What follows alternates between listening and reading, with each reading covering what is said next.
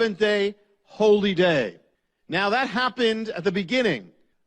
At the same time, the Bible says that's the creation. The Bible says that there's a new creation now.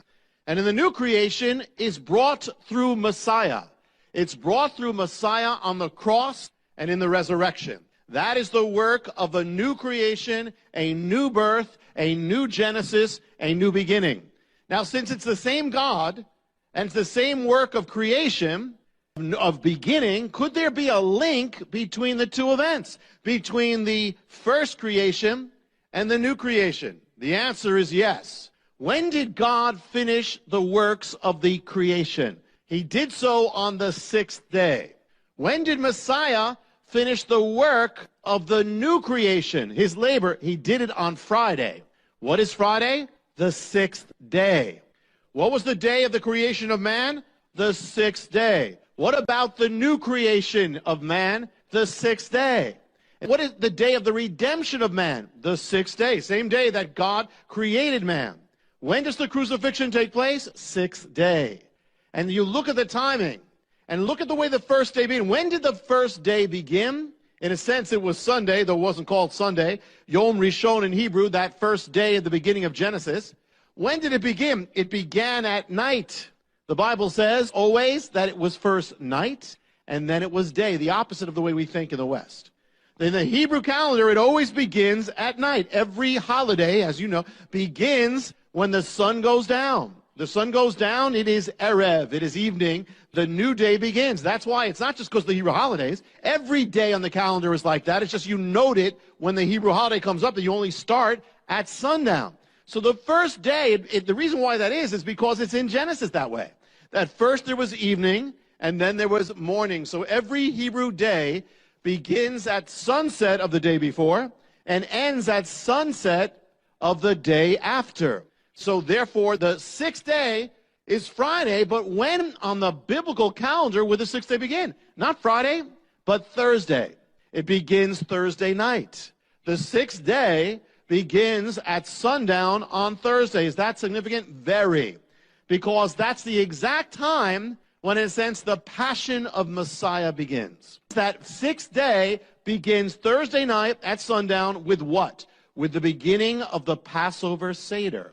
It starts at sundown. It's the Last Supper.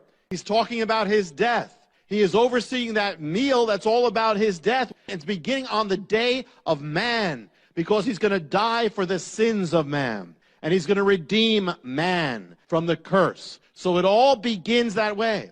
You know, in the beginning, man, when he was created, was brought into a garden on the sixth day. On the sixth day of this new creation, Messiah is brought into the Garden of Gethsemane. And there, his death is prepared for. On the sixth day, he is crucified.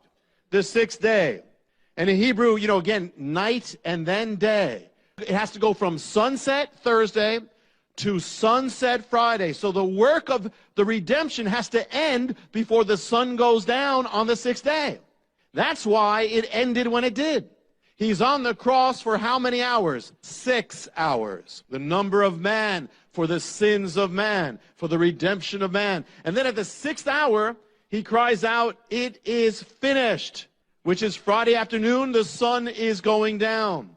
And then it goes down, and he is brought into the tomb and laid down. It's over. His works are over. And then comes what? Then comes the Shabbat, the Sabbath. What does he do on that seventh day? He rests. He rests in the tomb, just like God did at the beginning. God ceased from his works. He finished his works on the sixth day, rested on the seventh day. Messiah does the exact same thing. I mean, even in his death, he observes it all.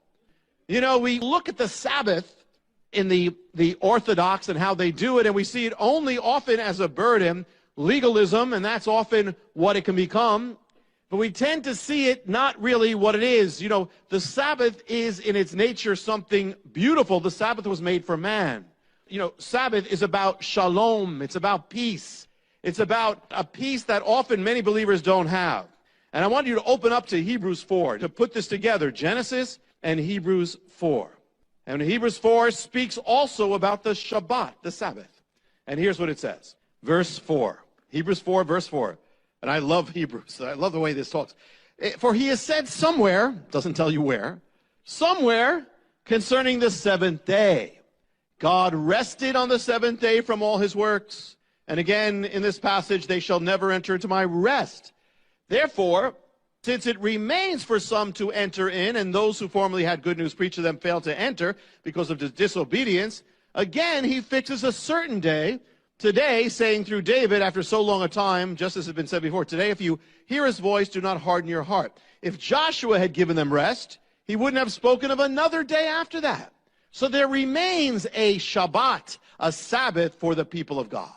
For the one who has entered his rest has himself also rested from his works, as God did from his. Therefore, let us be diligent to enter that rest, so that no one will fall through following the same example of disobedience.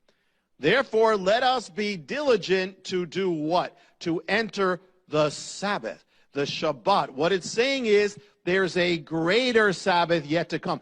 In a sense, the Sabbath was a foreshadow of the peace that God would bring because of Messiah. What does the Sabbath come from? It comes from Messiah. It is the Sabbath. It's no accident he died when he did. Already, all put in the tomb, and then the Sabbath comes. He always observed the Sabbath when he was alive. Now he observes it in his death. The holiest day. He had to die when he did. His labor had to be over because you don't work on the Sabbath. He said, the Son of Man is the Adon HaShabbat. He is the Lord of the Sabbath. The Sabbath is the day, the state of being that represents the peace of God, the shalom of God, the state of completion and rest and blessing. That's what it's about. And Messiah is Lord over that. He is the Lord of Shalom. He's the Prince. It says he's the Prince of Peace. Sar Shalom in Hebrew. He's the master of Shalom. Peace comes from him or it doesn't come. He is the Lord of completion, what it means. He's the Lord of being full, fulfilled, and right, and blessed, the Lord of rest. In Messiah, you are to enter that place, this divine Shabbat, Sabbath of God. But how?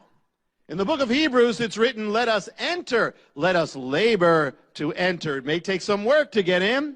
We're going to see that.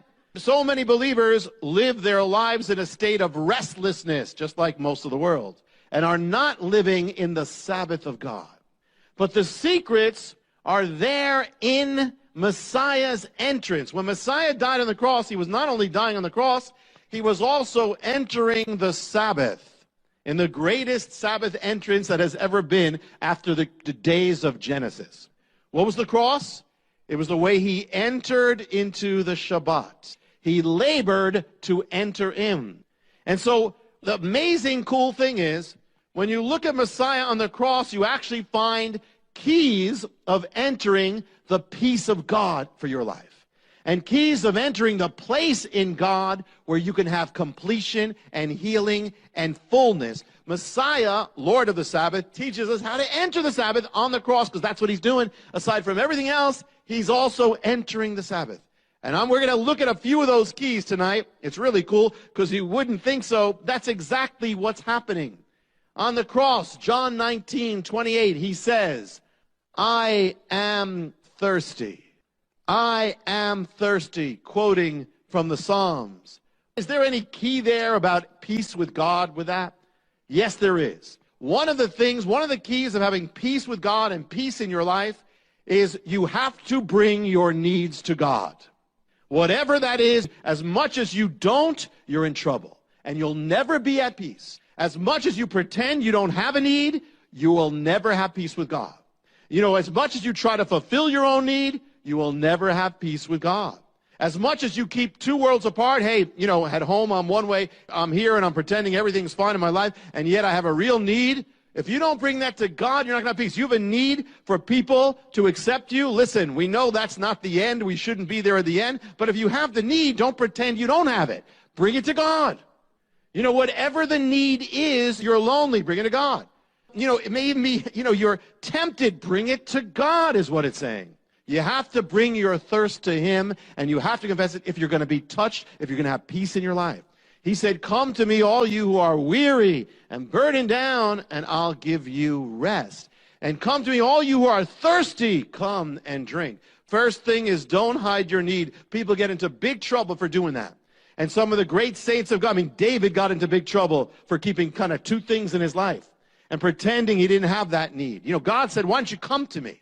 The thing is, whatever it is, even if you're being tempted, that's a need, bring it to God. God is never saying, don't bring it to me. I don't want to touch. He never says, I won't deal with it. He'll deal with it. Bring it to God. And he's there. Next thing he says on the cross, another key to the Sabbath of God, of Messiah. Matthew 27:45, he says, Eli, Eli, lama sabachthani. He speaks Aramaic, quoting from the Psalms in Aramaic. Eli, Eli, my God, lama, why? Sabachthani, have you forsaken me? Now, people argue and say, how could he be God if he's saying, my God, you've forsaken me? That's the awesome thing about the cross. It's God actually separating himself from himself so he could be one with us who are separated from God. And yet it's all that, and it's also part of the Sabbath entrance. I mean, you wouldn't expect a leader to say this publicly, and here of all people, Messiah to say this, to say something like that, saying that God has separated, has forsaken him. And he's saying, why? But another next key related to the first, for you to have peace with God, peace in your life, is that come as you are. Bring everything, even the sin in your life, especially the sin, God wants it. The guilt, especially the guilt. I mean, he took all these things on the cross, and he already took your sin, so if you're holding on to your sin, you're a thief, because it belongs to him. You know, no matter what it is, maybe you think that God promised you something that didn't happen in your life, and you've been dealing with this, and it's been separating you from God. Until you get this out with God, you're not going to have peace. Even the separation from God, don't let that, listen, if God himself is saying, God, why are you far from me? If God could separate from himself and still be God, that means that no matter how far you feel from God, there's a way, doesn't matter what it is, even that won't separate you from God. You could have committed murder, and that still won't separate you from God if you bring it to God. It's just you don't feel him close. Bring it to him. You're mad at God. You ever been mad at God? Yes, of course you've been mad with God sometimes. The key is, we know the end of the story is that God wins the argument. But the thing is, if you don't ever argue with him, he'll never win in your life. You understand? Jacob wrestled with God. And you're mad with God, bring it to God. It's okay. It's not going to shock him. Other people in the Bible were mad with him, about him.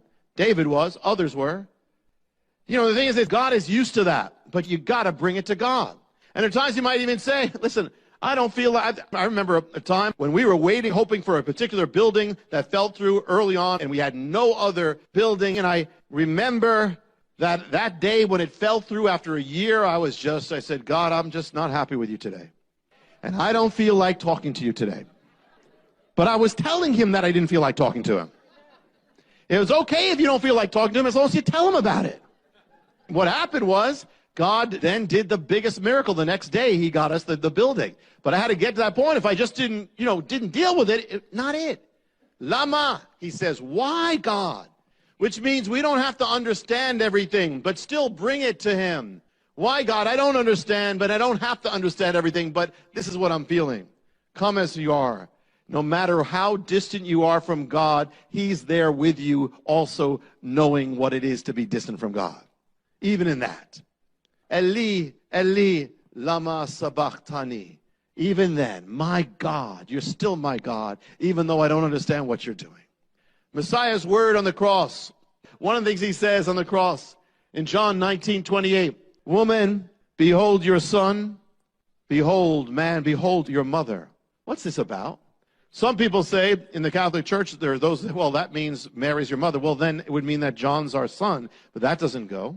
You know, he's saying something because he's leaving the world. He's going to be gone. How do you enter the Shabbat of God? He's tying up the loose ends. why you may not have peace is there are loose ends in your life that you never tied up. And you never tied it up with God. Maybe unfinished business you never did. Maybe something with your parents. Maybe something with another. Maybe you wronged somebody and you never asked forgiveness. You never made it right. Well, part of entering the Sabbath is this. He's finishing up. You know, you can relate to this. You're going on vacation, and it takes you like days to finish up in order to go on vacation. And it takes a lot of work to go on vacation. You know, there are times I remember, I don't know if the vacation was worth it, how much it took to get to that vacation and finish up. But if I didn't finish it up, I could never go. If you want to enter God's rest, then if there's unfinished business, you need to bring it to God and finish it up. You know, Zacchaeus, when he was saved, he didn't say, okay, I'm saved, so forget about everybody else. He said, okay, I'm going to go back to everybody, and I'm going to give them 4 times as much as I ripped them off for. He was tying it up. This was a man who undoubtedly had peace. You ever leave home and you're thinking, wait, there's something I left on, or there's something there. Something not, I left the light on. I left the oven on. I left the mixer. I left the machine on. I left the lawnmower on. And there's something there and you don't have peace because there's something unfinished. Maybe right now you have something at home and you have no peace. You can't have rest and peace until you can say goodbye, finish it up, wrap it up. If there's something in your life, wrap it up. Something gnawing on you, wrap it up. Some guilt, some shame, wrap it up with God. It's His. Messiah on the cross in Luke 23:34, He said the most awesome words, Father, forgive them, for they know not what they do. Here He is bleeding to death. They're killing Him wrongly, hating Him, mocking Him, degrading Him, despising Him. And what does He do? He asked for forgiveness for them. He's forgiving them. He didn't die with any grudges. He has forgiveness on those who are crucifying Him and making Him bleed to death and mocking Him as He does. But what's He doing? He's entering the Shabbat, which teaches us something very important. How do you find peace in your life? You are not going to have peace if you don't forgive. You must forgive for your own sake, for their sake, for your sake. And some of you, and in the Lord, you still hold grudges, and as much as you do, you don't enter the kingdom, you don't enter the peace of God. You have grudges, you're frustrated all the time, you're angry all the time, you are defrauding yourself of the peace of God. You're never going to have it until you let go of it. The ministry, or you can have just the Mysteries Volume 13, which is those 9 DVD set for a donation of $55 to the ministry. This is probably one of the most amazing offers of video and audio, and the things that are written as well, his books. So order that right now. We'll be right back after this special message, and we're going to talk about the mystery of the ghost kingdom. So don't go away. We will be right back after this special message. When you need a portable emergency power system that is ready at a moment's notice, the fuelless generator is exactly what you're looking for.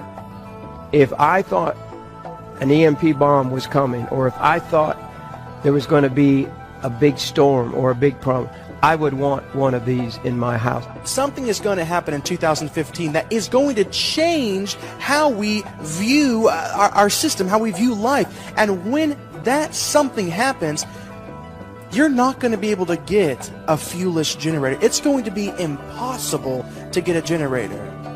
I'm really enthralled with this device. It's an elegant technology. With every storm we've had this winter, I just pull the thing out, I set it up in the living room, I run some extension cords into other rooms. I even ran my 60-inch television off it. Call 1-888-988-1588 or write to Jim at P.O. Box 7330, Branson, Missouri 65615. It's such an incredible offer. For example, this is for a donation of $2,500 to the ministry.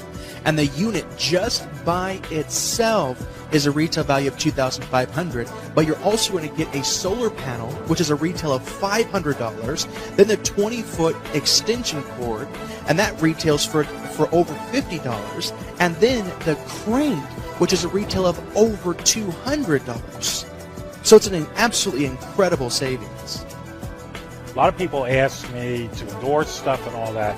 This is the only thing I have been endorsing like this. I fully believe in this product. Wow. But can you imagine in the pitch darkness that you have light? You can also go to the website JimBakkerShow.com. Thank you for your continued support that helps keep us broadcasting around the world.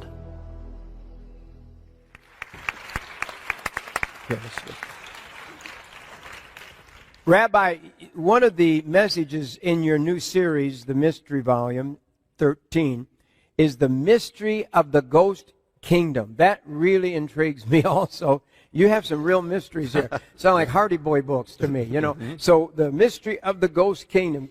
Yeah. What does that mean? Well, this is linked to Daniel. Let me start this way. You know, when I was growing up, there was a movie called "It's a Mad, Mad, Mad, Mad, Mad World." Oh, yeah.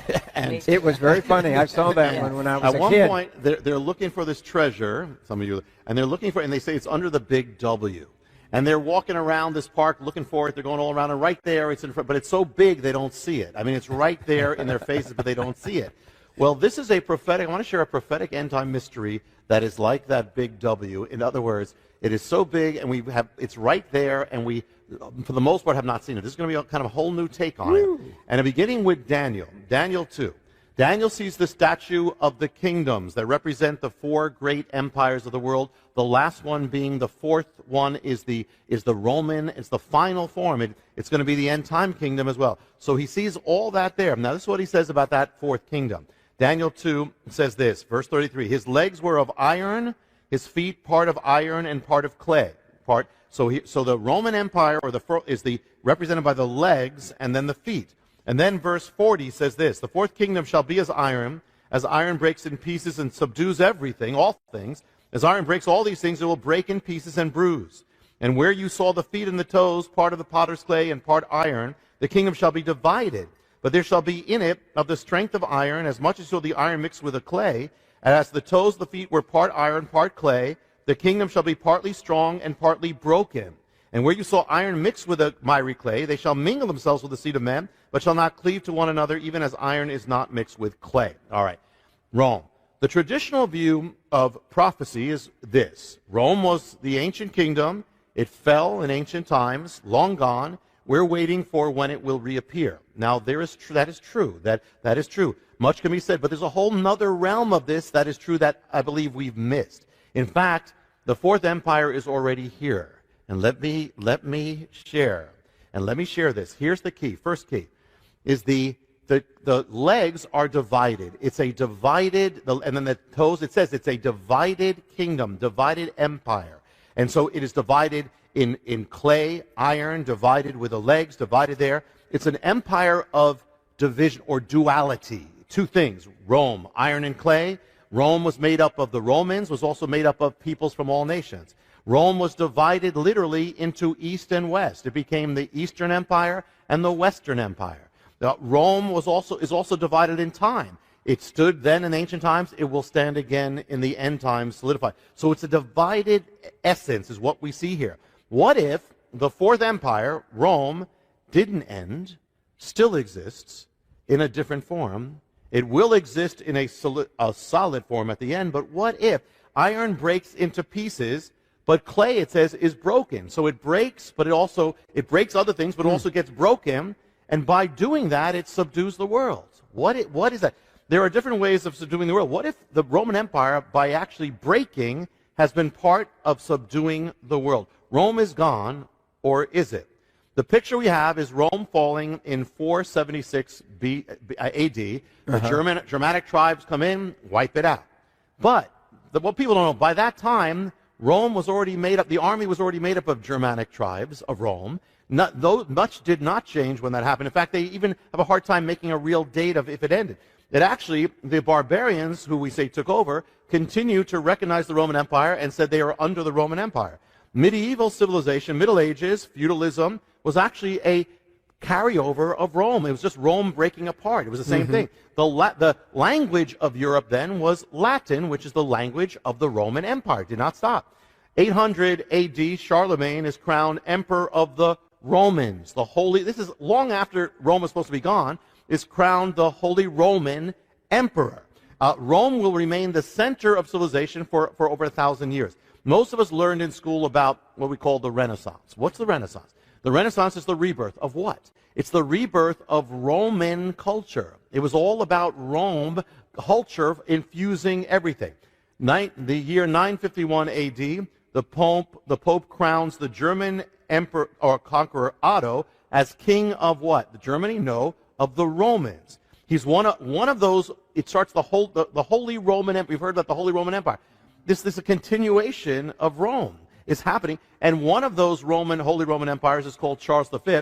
One of his little piece of land was part of America. Now, America under this emperor of Rome. Now, this is the fourth beast, but it goes much farther. What's happening is that Rome actually did not end. I mean, in one sense, it spread through the world.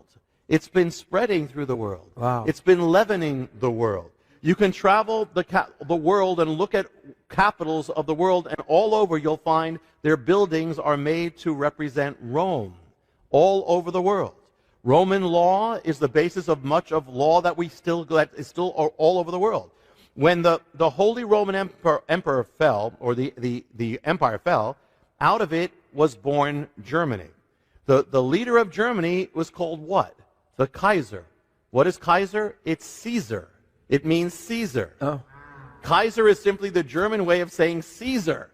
So here you have the Holy Roman, then you have that. 20th century, the century of fascism, totalitarianism. Where does that begin? It begins with Mussolini. What was he trying to do? What was it? It was the revival of Rome. Hitler followed it for Nazi Germany. Where do you get the word fascism from? The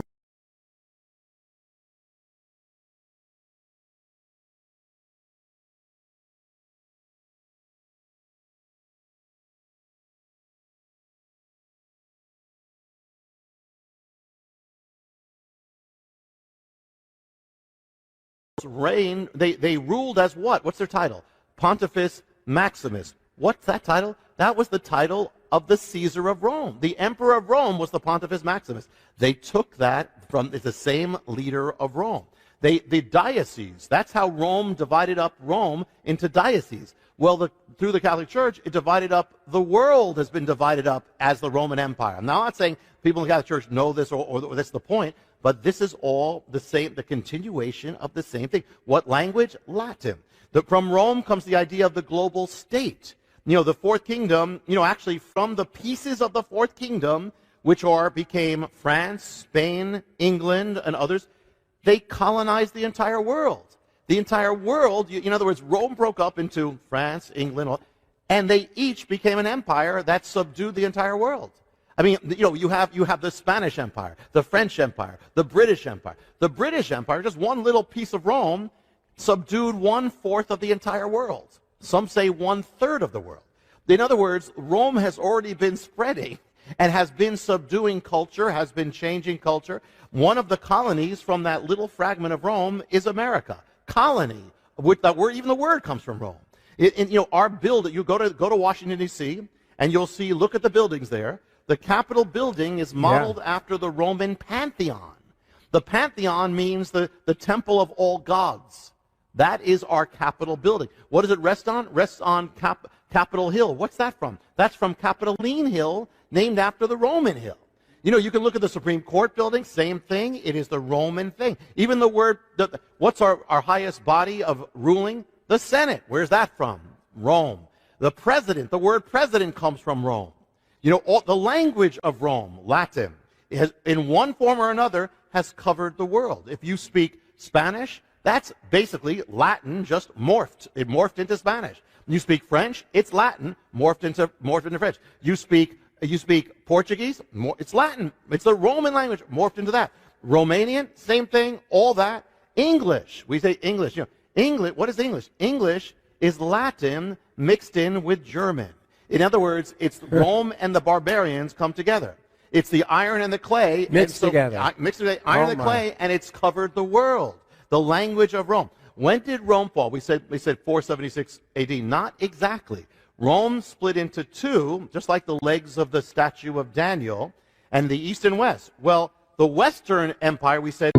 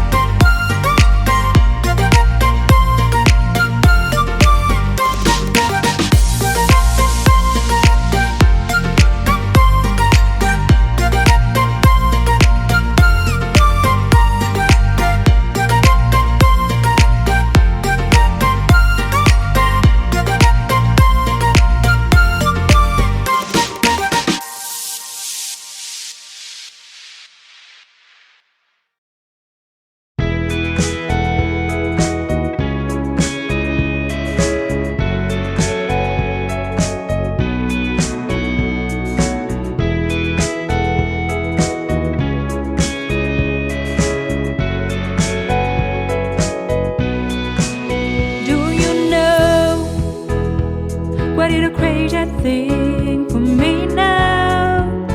It is spending time with you.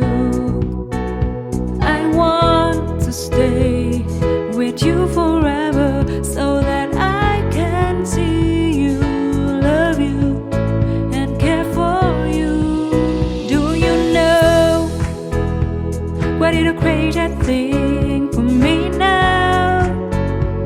is spending time with you. I want to stay with you forever so that I can see you, love you, and care for you. I feel magic when you are around me.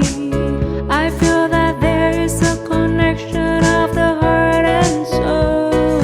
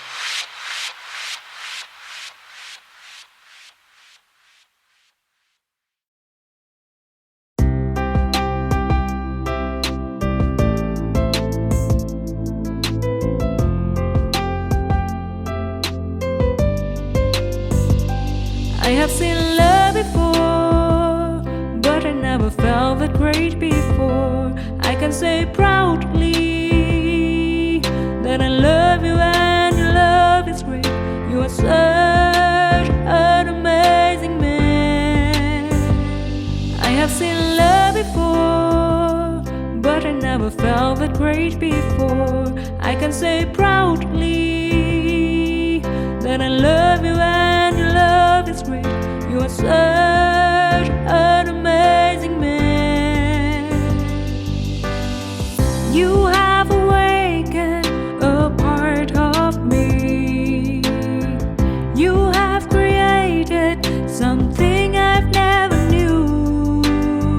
You not only care about me, but you always respect me as I am. You have accepted a part of me, and that makes all the difference to me. You are such an amazing man.